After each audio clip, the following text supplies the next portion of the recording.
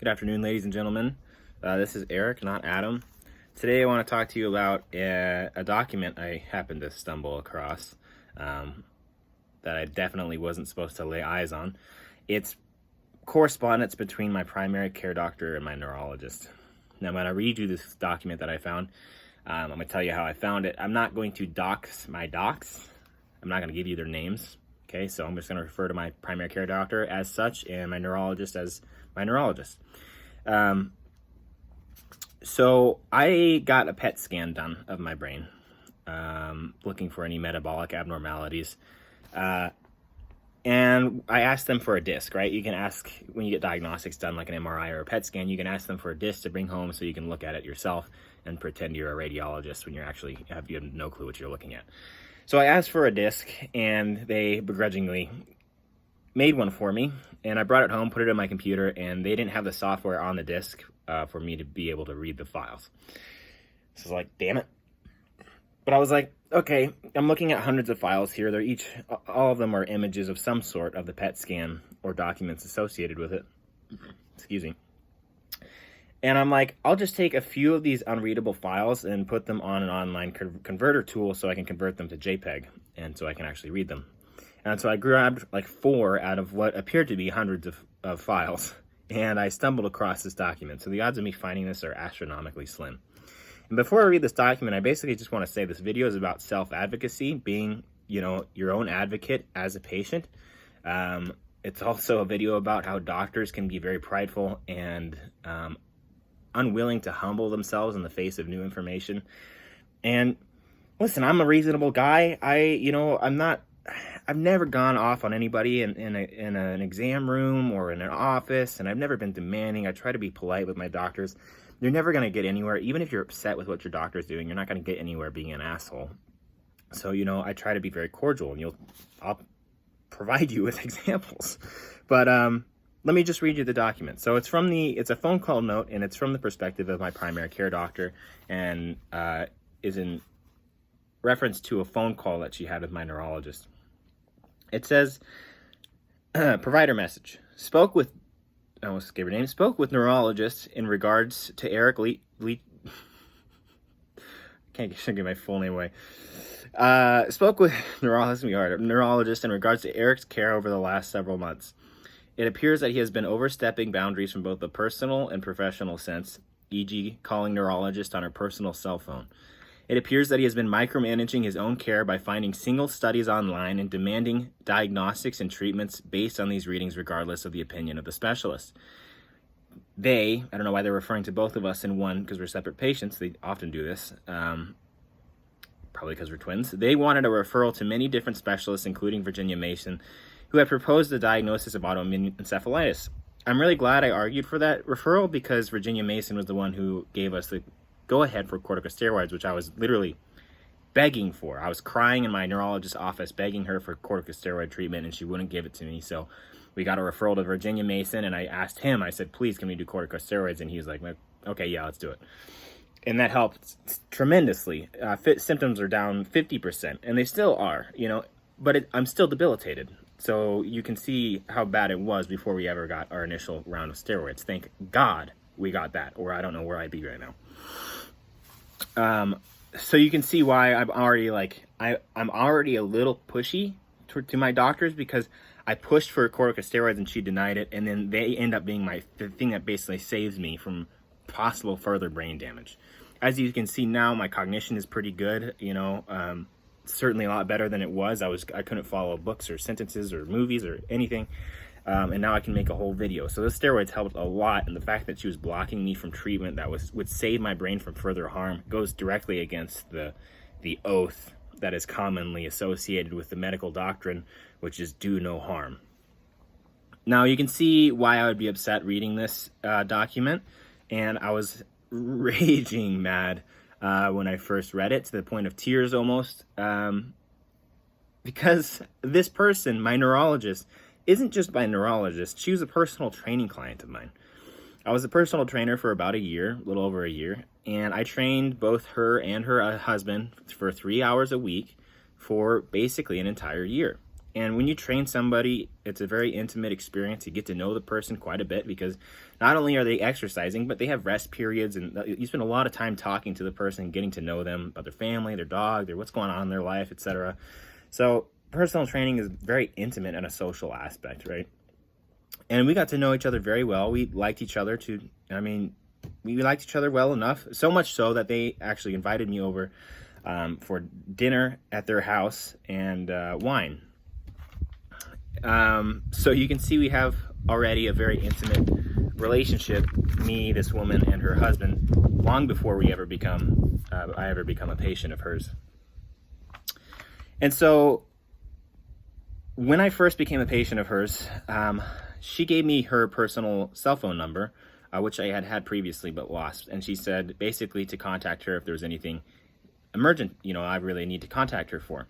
So I did use her personal cell phone number when things are really bad. I would text her at my lowest points asking for guidance or help, or if we needed to, is there anything we could do right now, et cetera, because things were really, really, really bad this winter.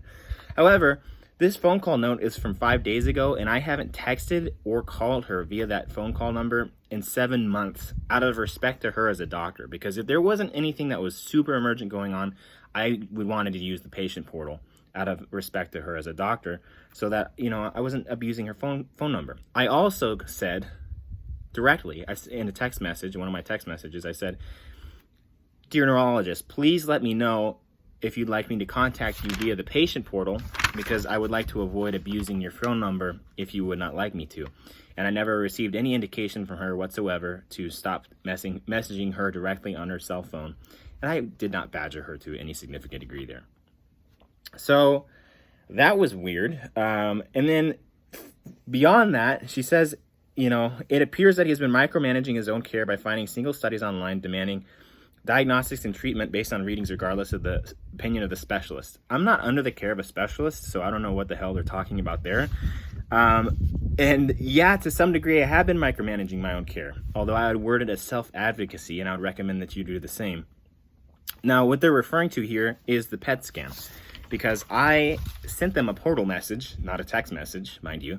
I sent them a portal message saying this verbatim. I'm reading it from the portal message that I printed out. I said, remember, they say I'm demanding diagnostics. I say, "Hello, I'm wondering if it would be possible to have orders for a brain PET scan, which could be sent to the local hospital in an effort to help bolster my working diagnosis of autoimmune encephalitis. Thank you for your time, Eric." I then followed it up with clinical literature that, I say it right here, clinical evidence for the indication of a brain PET scan for diagnostic evaluation of patients with suspected autoimmune encephalitis. And I linked the PubMed article that is fairly recent and up to date, and it basically just indicates that a PET scan could be more sensitive to detecting autoimmune processes than an MRI. Okay, so I'm bringing information to her attention that she may not know about and may be very helpful in my case. And I say literally, I'm wondering if it would be possible to have this order sent into the local hospital. And then going back to the message, the phone call message, it says, it appears that he has been micromanaging his own care by finding single studies online and demanding diagnostics and treatment based on these readings, regardless of the opinion of the specialist. Now, when I requested this PET scan, she approved it, and there was nothing further to note. She didn't say no. She didn't say, let's do this instead.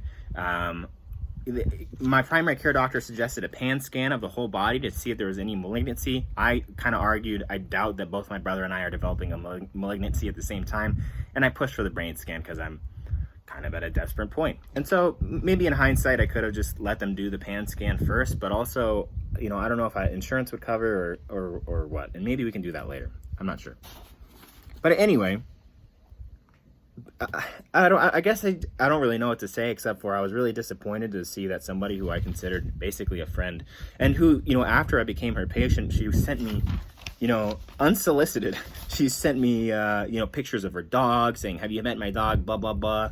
Oh, look, here's me combing out my dog with this funny new thing, and here's me playing with my dog, and here's me when I fell off my longboard," and all this personal stuff. So there's already this precedent that we're like, kind of, this is a casual thing, we already know each other. Although she's my neurologist, we have a somewhat casual relationship over text message, so that I can feel comfortable enough to send her a message if there's something urgent.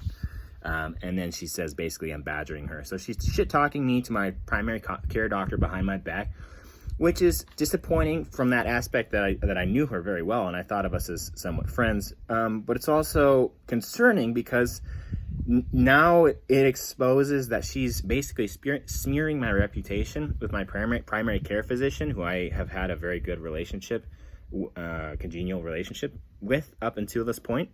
So she's smearing my reputation that I have to basically repair at my next appointment with my primary care doctor.